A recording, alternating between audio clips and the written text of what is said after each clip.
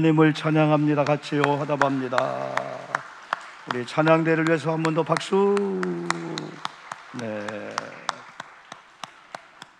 자, 여러분 좌우의 여러분들 주님의 이름으로 축복합시다. 축복합니다. 환영합니다. 은혜 받읍시다. 명절 인사돼도 좋습니다. 네. 다시 한번 앞뒤 한번 합시다. 추석 명절 잘 지냈지요? 덕분에 잘 지냈습니다. 사랑합니다. 축복합니다. 네. 오늘 본문의 이 사건은 제가 이렇게 1년에 추석이나 설 되면은 참 마음속에 이렇게 전하고 싶은 그런 마음이 있기 때문에 아마 많이 본문을 삼았어요. 근데 오늘은 이 귀신 들린 사람이 어떻게 치료받고 한 모든 과정도 설명하겠습니다만, 그것보다도 그 29절에 이 한 말씀 그 말씀을 통해서 왜 예수님께서 집으로 돌아가라 하셨을까? 왜냐하면은 마가복음 10장에 보면은 그 여리고성에 디메오의 아들 소경 바디메오가 있었는데 눈을 뜨지 못하는 관계로 얼마나 불편했겠습니까? 그래서 그의 앞에 붙은 수식어가 있는데 거지 소경 바디메오를 했어요. 시각장애인이죠. 눈이 안 보였어요. 그는 어떻게 보면은 남들처럼 할 수 있는데 그런 상황이니까 그냥 거지로 살 수밖에 없던 거예요. 누추한 고수를 입고 얼마나 하면 깡통을 들고 자기가 충분히 일할 수 있음에도 불구하고 일할 수 없는 형편 가운데 얻어먹는. 그러다 어느 날 예수님이 여리고를 지나간다는 소식을 듣고 그는 기회다.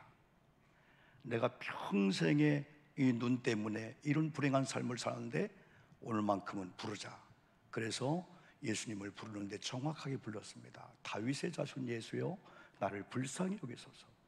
오늘 불쌍이라는 말이 나오는데 그때 예수님이 여러분이요 발걸음을 멈췄어요. 물론 그 전에는 제자들이 꾸짖었죠. 시끄러워, 너 때문에 다른 거 방해된다. 그러나 더 소리 지르면서 예수님 발걸음을 멈추게 했고 예수님의 그의 모든 문제를 고쳐줬어요. 그런 다음에 그가 길에서 예수님의 전도 행렬에 따랐더라 했을 때 주님은 부정하지 않고 허락하셨다는 말씀을 여러분 통해서 그가 그 사역의 길을 걸어가요.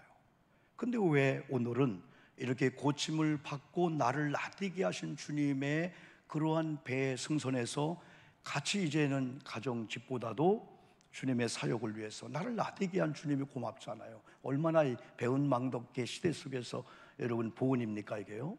그러나 주님께서 허락지 아니하시고 오늘처럼 집으로 돌아가라.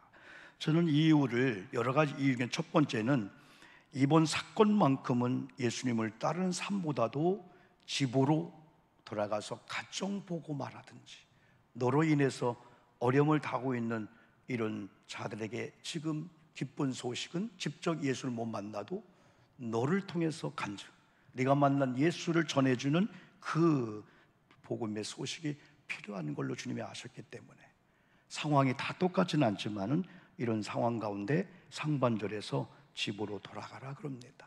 어디 보면은 하나님 미션을 여러분 주었죠. 여러분이요, 저는 이 집으로 돌아가라는 이 말 속에서 항상 우리는 천국, 이번에 추석 명절을 통해서 우리가 고향 하면은 다 같이 우리가 살던 집이 있잖아요. 저도 여러분 새벽 4시에 가서 차가 이제 우리가 전용 차선을 타다 보니까 미안할 정도로 4시간 나오는 거를 한 2시간 반에 왔고, 또 새벽 4시니까 또 여러분 이렇게 또 편하게 다녀왔어요. 산소를 하고 또 옛날 우리 초교, 고등학교, 학교, 모교 지나가고 우리 가정을, 우리 집이 옛날 집이 있어요. 세워놓고 살고 있는데 야, 옛날에 저렇게 살았구나. 그런 걸 보면서 우리는 고향, 뭔가 고향 하면은 시골이고 누추하지만 그리운 것은 옛날 우리 부모님들 고향 산천 뛰놀던 친구들 그 향수가 있어요.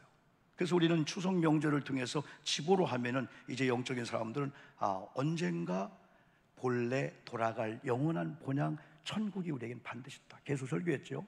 그리고 우리에게는 교회라고 하는 집이 있다. 또 우리에게는 우리가 살고 있는 집이 있다. 여러분 이 땅에 사는 집은 전셋집이든 사글셋집이든 내 집이든 조금 불편하고 만족 문제 있을 수 있지 다 여러분 살다가 놓고 가는 거예요. 내 집이든 문패가 있든 문패가 없든 전세, 사글세 여러분 아니면 어떤 일이든 여러분 그럴 수가 있어요. 이 땅에 사는 날 동안에 다 이제 살다가 여러분 놓고 가야 돼요. 그래도 중요한 것은 전셋집일지라도 사글세집이라도 여러분 빚으로 투성인 집일지라도 여러분 우리는 내 집에 가면 뭔가 옷을 벗고요 편안하게 우리가 누울 수가 있어요. 고통 근심이 있지만. 그래서 누군가는 다 이런 말씀을 통해서 왜 예수님께서 오늘따라 집으로를 강조했을까? 집으로 돌아가라고 했을까? 20년 전에 집으로란 영화 여러분 보신 분 있죠? 보신 분은 77세 외할머니하고 7세 상우가 만납니다. 상우 엄마가 여러 가지 일을 위해서 더 이상 상우를 키울 수 없으니까 잠깐 동안 그 시골 마을에 버스를 타고 할머니에게 맡깁니다. 언어 소통이 안 됩니다. 모든 게 또 할머니는 잘 안 들리시고 언어 구사를 못 하시니까 완전히 의사불통이 그런 이런 가운데 드라마가 이어집니다. 그런 가운데 이 상우는요 오로지 유독 게임기 하나에 만족하면서 그냥 TV도 옛날 흑백 TV 비슷하게 그런 가운데 어느 날 배터리가 떨어집니다. 그래 할머니를 통해서 이 배터리를 여러분 구할 수가 없잖아요. 그 주변에 다 이런 가게 여러분 다 해봐도 이런 특수 배터리가 없는 거예요, 여러분요. 그런 가운데 어느 날인가 할머니를 괴롭힙니다. 할머니 비녀를 뺍니다. 할머니를 막 골탕 먹이고 할머니를 막 흉보고 할머니를 막 힘들게 합니다. 그래도 이 할머니는 대단한 것은 처음부터 끝 영화까지 한 말씀을 안 하십니다. 한 말씀 안 하고 그냥 수화식으로 하다가 나중에 끝나요. 그런데 나중에 여러분 결국은 상우 엄마가 데리러 옵니다. 그런 가운데 어느 날인가 할머니가 정이 들었어요. 할머니 마음을 알겠어요. 다시 비녀 어느 날 비녀를 뺐는데 할머니가 숟가락으로 꽂아 있는 걸 보고 상우도 마음이 아팠어요. 다시 비녀를 꽂아줘요. 그래서 인간의 어떤 휴머니즘을 그리고 있죠.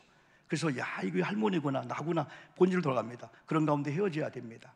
그래서 헤어지는데 그 드라마 속에서 상우는 다시 본래 엄마가 있는 집으로, 또 할머니는 배웅을 하고 다시 할머니 살는 그 시골의 그 집으로, 집으로 돌아가는, 그 집으로 돌아가는 메시지가 여러 가지 있지만은 저는 그 얘기를 할 때마다 오늘 이 말씀과 결부시켜서 결국은 우리 성도님들이 고향이 있듯이 돌아갈 고향이 있듯이 이 땅에는 없을지라도 천국으로부터 왔는데 천국에 돌아갈 집이 있나 한 번쯤은 이런 걸 곰곰이 생각하는 명절이 한번 되어보자는 거죠. 이번에 우리는 그래도 여러분 내가 살고 있는 집의 소중함을 다시 한번 느꼈잖아요. 그래도 부모님과 함께하는 여러 가지 형제와 함께하는 게 좋았지만 그래도 내 집에 오니까 여러분 달새방일지라도 옷을 벗고 샤워하고 편히 놀 수가 있는 이게 내가 살고 있는 이 집이거든요. 그거 증거를 떠나서. 그래서 성도님들이 이 내가 섬기는 교회가 있다고 하는 거예요. 교회가 있다고 하는 게 이게 얼마나 담임자가 섬길 수 있는 교회가 있다고 하는 거. 여러분들이 섬길 교회가 있다. 그러니까 유리 방황하듯이 배회하고 오늘 이번 주는 이 교회 저 교회가 아니고 내가 등록을 하고 내가 교회가 있다고 하는 것이 어느 날인가 얼마나 귀한지. 지난번에 설교했지만 타국에 갔을 때 아무리 서럽고 아무리 힘들고 그들이 우리에게 여러 가지 막 힘들게 한다 할지라도 난 본국이 있는데, 난 대한민국에 라이센스가 있는데, 여권이 있는데, 난 주민도 뭐 등본이 있고 아니 주민도 그게 있고 주민증이 있는데 그 자부심이 있기 때문에 서러워도 나그네를 살게 되는 거죠. 여러분 우리 성도님들이 이 땅을 살면서 우리는 영원한 이 본향, 이 천국이란 이 집에 대한 이 확신이 얼마나 중요한지 몰라요. 여러분 두 번째 우리가 주는 메시지는 가족에게 구하라는 이 메시지였습니다. 가족에게 구하라. 마가복음 5장 19절 중반절 보니까 주께서 내게 어떻게 큰 일을 행한 것을, 그리고 19절 그 뒤에는 너를 불쌍히 여기신 것을, 여기서 두 가지를 우리는 잘 알고 있어야 합니다. 그가 어떤 상태에 있었습니까? 1번과 2번이 동시에 연결됩니다. 주님께서 행하시지 아니하면 안 될 정도의 극한 비극의 삶을 이 사람이 살고 있었습니다. 그가 주님의 불쌍히 여김을 받지 않았다면 그의 상태의 변화 없이 그냥 불쌍한 상태에 있을 수밖에 없는 그런 상태였습니다. 그래서 마가복음 5장 19절 중반절 보면은 주께서 네게 어떻게 큰 일을 행한 것을, 이걸 보니까 주님이 큰 일을 행하셨구나. 그러면 어떤 상태였길래? 우리는 잘 알고 있습니다. 귀신 들린 사람이라고 마가는 표현하고 있습니다. 그것도 2절에서 여러분 귀신 들린 사람이라고 했고 9절에서는 군대 귀신이 들렸다고 말씀했고요. 그 뒤에 가면은 아무도 제어할 수 없는, 누구도 통제할 수 없는 쇠사슬과 고랑으로 묶었는데도 그걸 깨틀고 풀고 할 정도의 그런 힘과 이런 그 갖고 여러분 살고 있는 사람, 그의 거처가 집이 아닌 무덤가였습니다. 괴성을 지릅니다. 돌로 자기 몸을 상하게 합니다. 이미 사람들은 한계 속에서 벗어났습니다. 부모도 자식도 이 정도라면 도저히 감당할 수 없는 그런 상황이 되었습니다. 여러분, 이 정도라면 그의 가정의 모습은 어떠했을까요? 아마 다 망가졌을 겁니다. 한 명 때문에 부모, 형제들, 동기간 모두가 그럴 겁니다. 모두가 망가진 모습을 우리 주님께서 어떻게 보셨을까요? 어떻게 여겼을까요? 우리 주님은요, 돌아오라 하실 때 돌아오라는 것은 고침받고 해결받고 돌아오라는 사인보다도 있는 모습 그대로라는 거예요. 내가 상처났으면 상처난 모습, 실패한 모습 가지고 여기저기 다녀서 안 됐지만은 주님 품으로 오라, 주님의 몸된 교회로 다시 돌아오라 라는 주님의 이 메시지 여러분 일 수가 있습니다. 이 망가진 그 모습, 예수님께서 그를 치료하신 후에 말씀하신 불쌍히 여김에 대해서, 그래서 19절 계속 보니까 너를 불쌍히 여기신 것을 이걸 보니까 우리 예수님께서 이 한 귀신 들린 군대 귀신 들린 사람을 불쌍히 긍휼히 여겼다. 그 모습 그대로를 우리 주님께서 불쌍히 여겨주셨다는 말씀입니다. 아까 말씀드린 대로 망가졌으면 망가진 모습, 실패했으면 실패한 모습, 더러운 귀신, 군대 귀신 들린 곳, 옷을 벗고 추한 모습으로 괴성을 지르면 그 모습 그대로. 여러분, 옛날에 우리가 이런 찬양을 불렀어요. 그 모습 그대로라는 찬양인데요, 이건 예수님 십자가에 달리셨네, 추악한 나의 죄 때문에 예수님 흘리신 그 뭐라겠어요? 그 피로 나의 죄 눈같이 씻겼네. 나머지 가사는 어디 갔어요? 나머지 가사 잘라졌네.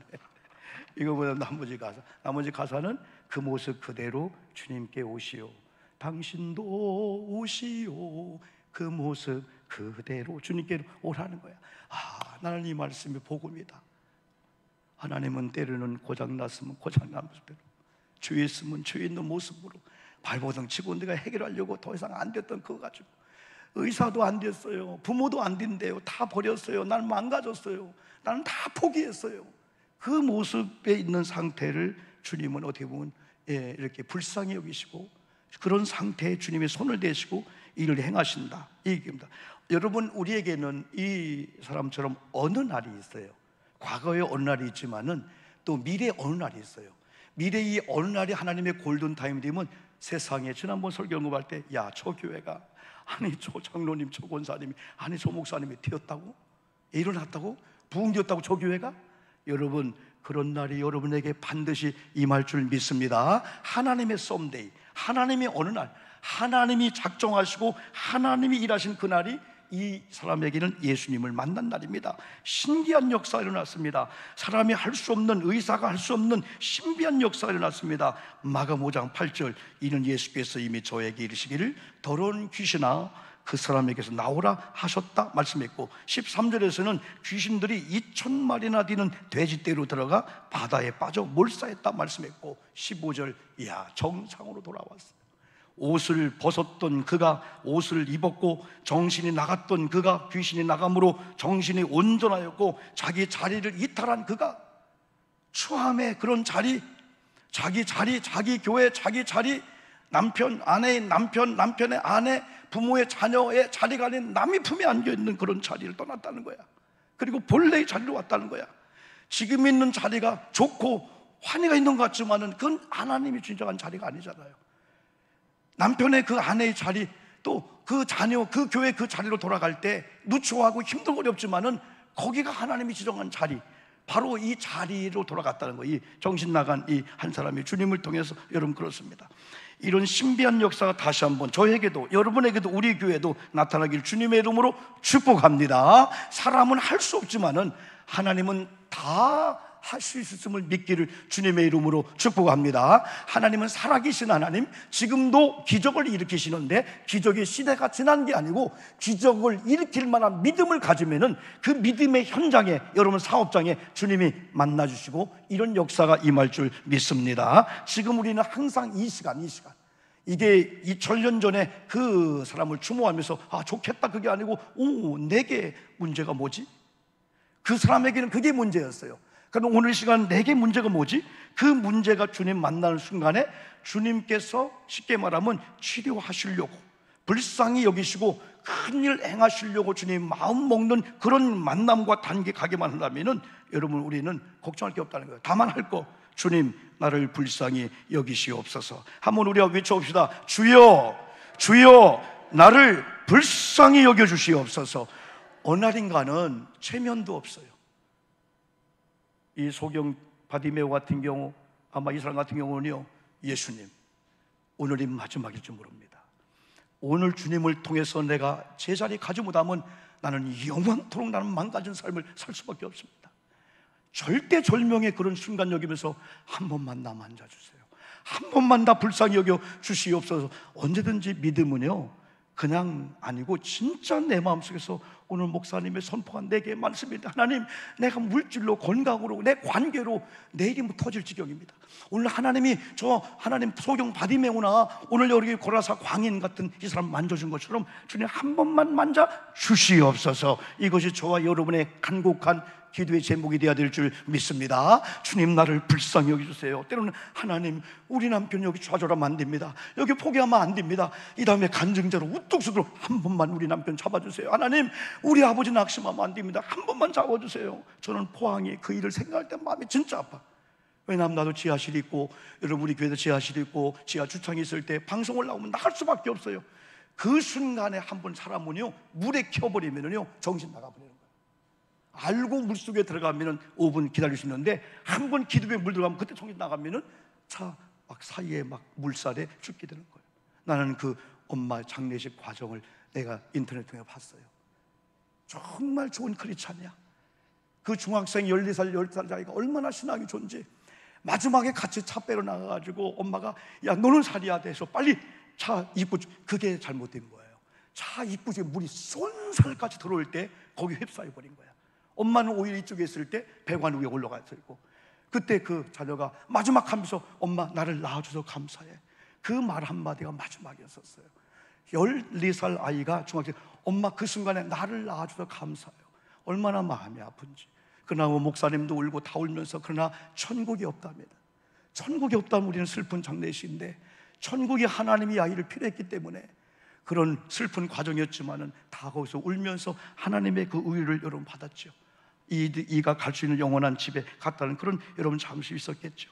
여러분 어떤 순간에 마지막 그 절대절명의 순간에도 끈을 놓지 마시고 여러분 아버지를 부르면서 아버지가 여러분을 통해서 불쌍히 여기시면서 큰일 행하시게 될 줄 믿습니다. 그러면서 주님, 제가 믿나이다. 오늘 이 시간 지금 여기서 믿사오니 나를 통해서 주님 역사해 주시옵소서. 이 사람은 성한 몸이 되었어요. 건강한 몸이 되었어요. 세상에 만약에 여러분에게 고질적인 질병과 고질적인 문제가 어느 순간 딱 떠난 그 순간에 주님 앞에 있다면 어떻게 반응할까요? 저는 아마 나를 낳게 한 주님의 무릎을 꿇면서 주님 감사합니다, 그분 품을 안으면서 주님이 생명을 원하면, 물질을 원한다면, 내 눈을 원한다면 내 눈을 빼드리겠습니다, 그런 고백할 수 있을 것 같아요. 아마 얼마나 신나고 얼마나 좋았을까요? 그 순간에 주님이 다음 행선지로 전도를 가려고 할 때 그 배에 같이 타기를 원했지만은 아까 말씀드린 대로 너는 집으로 돌아가라. 다시 말하면 예수님을 통하여 신비한 기적을 경험한 오늘 본문의 주인공이 어떤 반응을 했을까요? 18절 말씀드렸어요. 예수께서 배에 오르실 때 귀신 들렸던 사람이 함께 있기를 간구했다. 이 상황은 지금 온전히 이렇게 된 겁니다. 완전히 기적을 경험한 겁니다. 19절 보니까 한번 읽어볼까요? 19절 허락하지 아니하시고, 시작.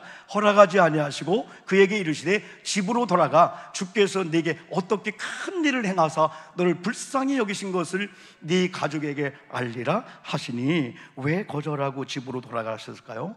여러분 아까 얘기한 마가복음 사건에서 허락하기도 했는데요, 저도 잘 모르겠어요. 그러나 주님의 뜻이 있으겠죠.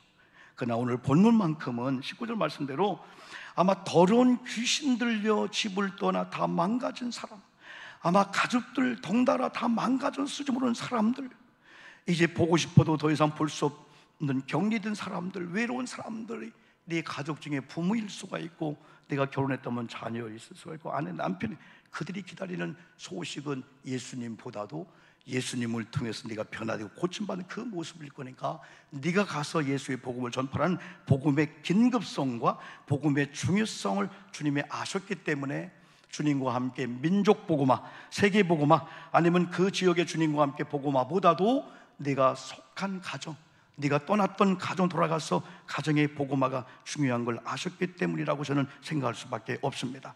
아마 우리 주님께서는 여기서 복음의 중요성을 가르쳐 주시려 하셨을 겁니다. 더러운 귀신 들던 사람에게 예수님은 복음이었습니다.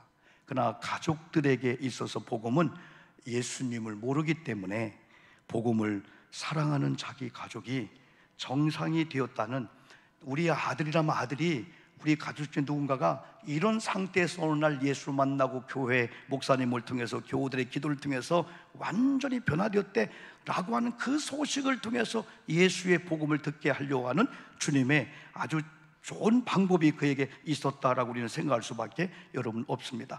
때로는 복음이 직접 예수님을 만나서 듣지는 못하지만은 먼저 복음을 만난 사람들을 통해서 들을 수 있다는 사실이라면은 저와 여러분에게 책임이 크게 있는 거예요.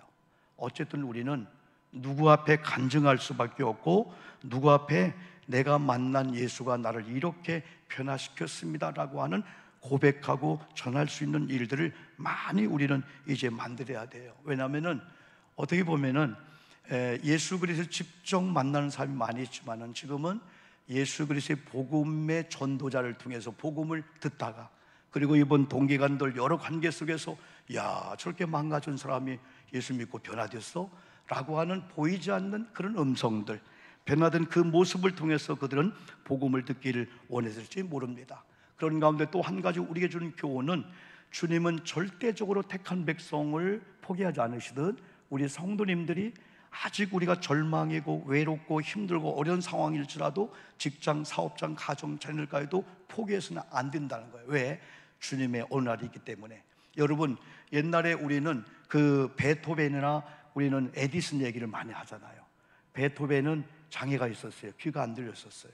그러나 에디슨은 선생님이 석두라기, 석두, 도저히 돌몰이라 안 됩니다. 그러나 그 어머니 다들 믿음의 사람이었었어요. 하나님께서 너를 버리지 않는다. 만약에 어머니까지 에디슨을 버렸다면 이런 전기를 누가 개발했을까요?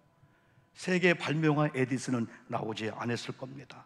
어디 보면은 하나님께서는 지금 저희 교회 여러분과 저의 어떤 그 약점을 통해서 복음을 만나기를 원한 사람들, 쉽게 말하면 예수의 복음을 직접 듣기도 하지만은 그것이 그들에게는 이야 소식이다.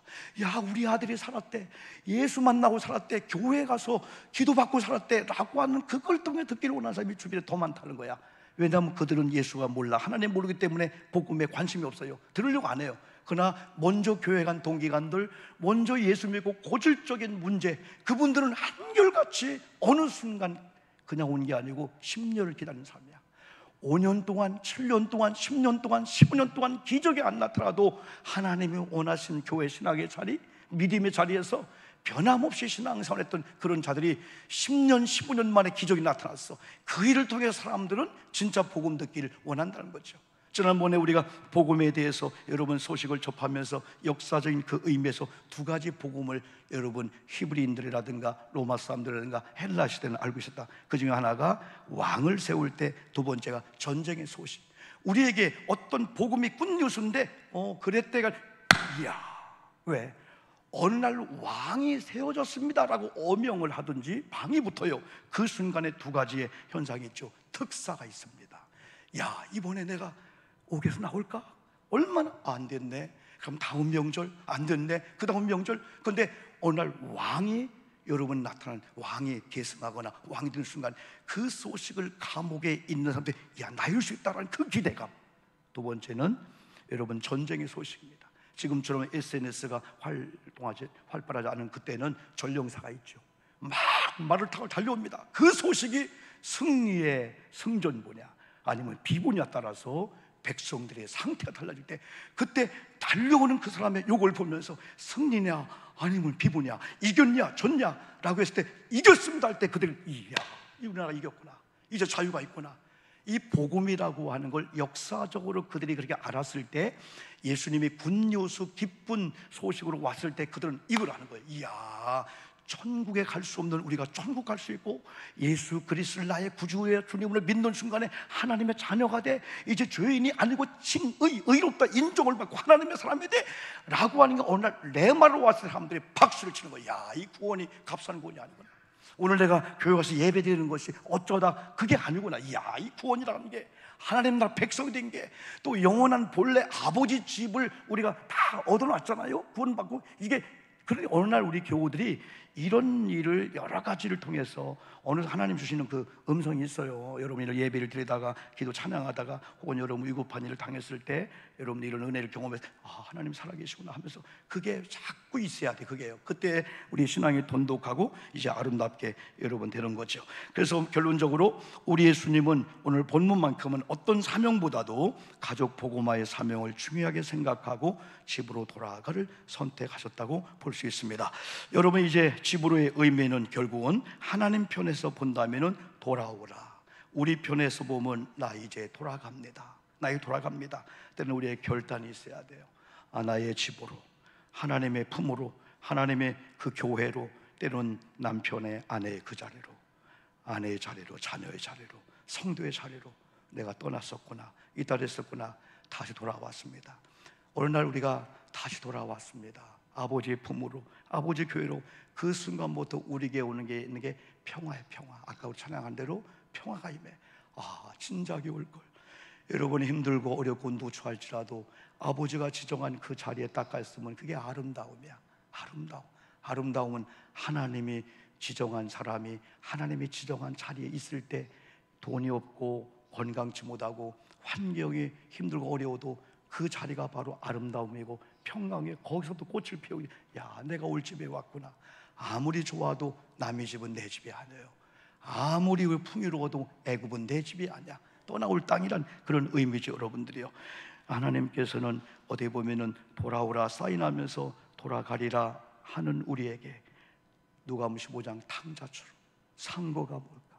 우리 둘째가 언제 올까? 타락하고 허랑방탕하고 다 이렇게 다 버렸다 할지라도 아버지 마음은요, 혼내킬 거가 아니고 아들아 돌아와라. 아들이 돌아오려고 턴만 해도 부둥켜 안고 용서해 주시는 이 하나님의 용서. 여러분의 어떤 죄, 어떤 잘못, 저도 마찬가지입니다. 그거보다도 하나님의 사랑이 크기 때문에 사람 앞에는 때로 내놓지 못하는 어떤 걸 일단은 아버지가 다 내놓고 아버지 품으로 왔습니다. 그때부터 자유하면서, 하나님 나 이제 새롭게 출발합니다. 여러분, 이런 마음을 가지고 우리 한번 지난번에 불렀던, 이거 서글프게 부르지 마세요. 이제란 찬양을 부르지 마시고, 저는 근본 추석 명절을 지내면서 한번 고향을 생각해 보았습니다. 그리고 부모님 산소도 잠깐 다녀왔습니다. 그리고 다 가족은 아니지만 가족을 만났고, 또 오늘 오후에 또 가족들 한 20몇 명을 영종도에서 만날 겁니다. 내일까지 어머님도 오셔서 9월 교회 지금 예배를 드리고 있습니다. 저는 이 일을 통해서는 하나님 나라의 백성이 된 우리 형제 자매들, 가족들, 우리 교회를 통해 서로 만나고 하나 된 우리 성도님들이 얼마나 좋은지. 저는 이번에 우성교회 가서, 또 우성 초등학교 가서 깜짝 놀랐어요. 우리 아버지도 거기 나왔고 우리 형님도 거기 나왔고. 그러니까 60년 전에 제가 입학을 했습니다. 60년 전. 그런데 제가 2학년, 우리 동생이 9월교회 동생 목사님 2학년, 그리고 또 제가 4학년, 우리 형님이 6학년일 때 그 향나무가 지금까지 있는 거예요. 왜? 거기서 찍었던 사진을 제가 발견했거든요. 그때 그 동네 1반, 2반, 10반 있는데 운동이 끝나고, 야, 그때도 10반만 모여하고 여기 보니까 다 2년 선배, 2년 후배, 다 병관이, 병업이, 그 밑에는 이름 모르다가 어제 알아보니 병수라고 하더라고. 성우경, 성재경, 위에는 누군가 전혀 모르겠어요. 우리 어머니는 모르는데 오영구 형님, 양지철 신앙생활 잘하고 있고요. 그때 이쁘게 생긴 오영복, 그 밑에 꾸부리네 9월교회 오영석 9월교회 목사가 됐어요. 삼형제 목사가 된 거예요. 여러분, 벚나무는 잘렸는데요, 그 여러분이 볼 때 어디 쪽이에요? 저쪽에 저 향나무가 지금까지 향나무 있던 거예요. 그때 운동회 할 때 도시락 까먹던 그 느티나무가 지금까지 있는 거야. 이야, 나는 그걸 통해서 아름다웁니다. 태풍이 얼마나 넘기려고 했을까? 얼마나 자르고 그랬을까? 여러분은 하나님이 보낸 최선의 장소, 지금 여기야. 여러분 지금 남편이야, 지금 아내야, 지금 아멘 합시다. 아멘. 떠나지 않기를. 그리고 떠났다면 돌아오야 됩니다. 돌아온 순간부터 하나님이 일을 하시고 역사하시면서 하나님 작업하실 거예요. 그래서 이런 찬양을 한번 부를 때 슬픔으로 부르지 말고, 하나님 나 방황의 늪 다 지났어요. 나 이제 주님의 품에 안기기를 원해요. 나 상한 이 몸 다 찢겼는데 아버지께로 왔사오니, 그대로 왔사오니 아버지 나를 좀 이렇게 좀 한번 좀 받아주시고 내 인생을 맡기겠사오니 주님 책임져 주시옵소서. 우리가 한번 이제란 찬양을 말씀 기억하며 부릅시다.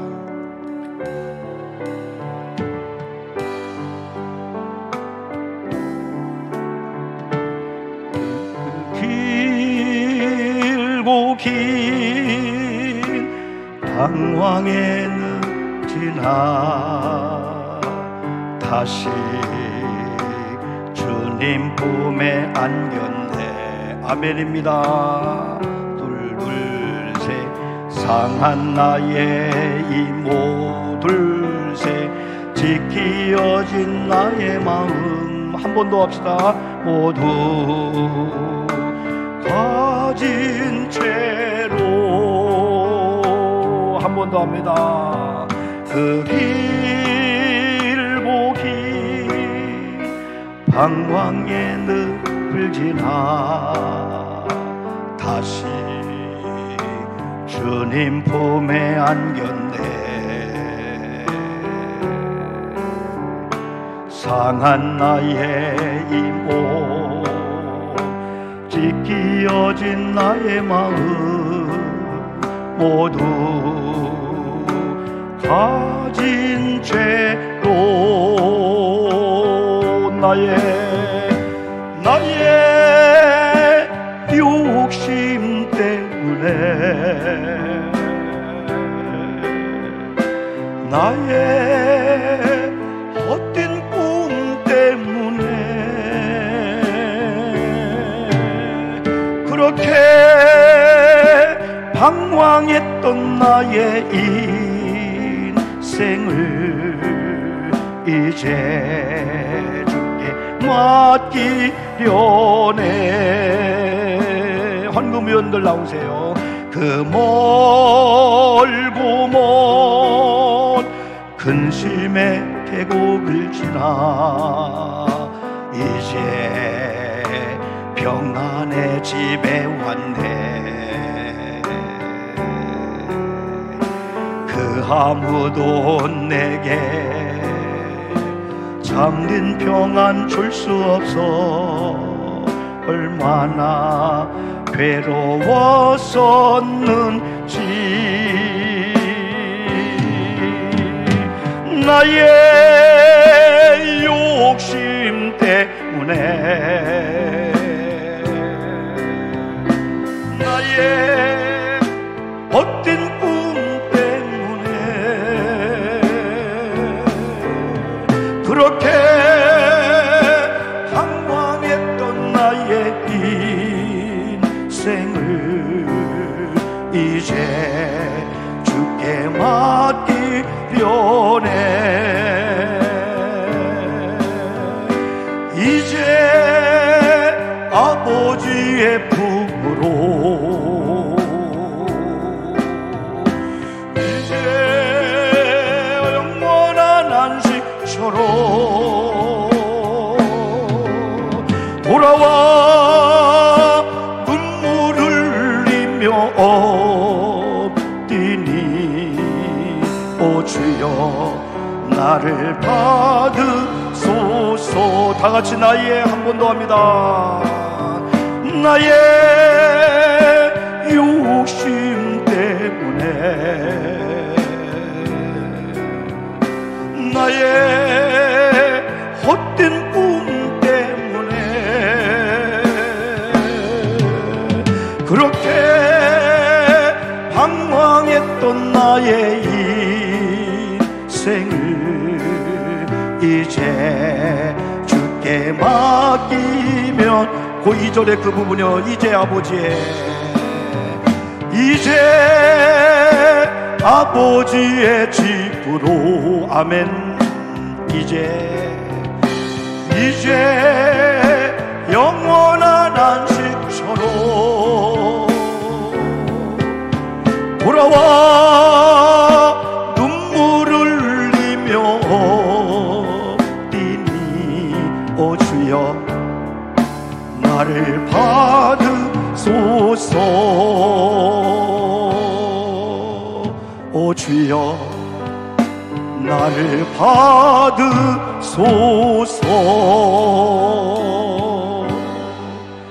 하나님, 어느 날 우리가 방황에